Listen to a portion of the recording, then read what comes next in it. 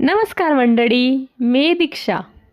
तर मुलांना मुलींकडनं अपेक्षा असते की हिने माझ्यासाठी 2 टाईमचं जेवण बनवलं तरी माझ्यासाठी खूप आहे.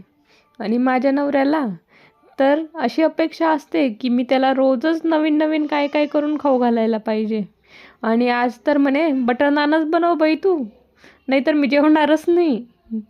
मग काय घेतलं यूट्यूब, केलं सर्च आणि बनवली बटर नान.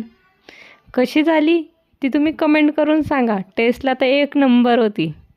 हॉटेललाही काय करता अशी झाली होती.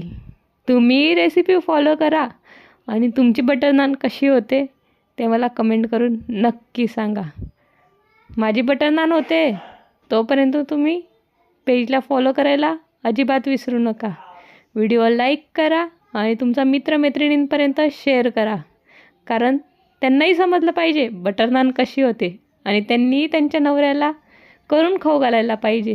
जसे मी कष्ट घेते माझ्या नवऱ्यासाठी तसे तुम्हीही घ्या. तर चला, धन्यवाद. भेटत राहूया असेच रोजच नवनवीन व्हिडिओसोबत.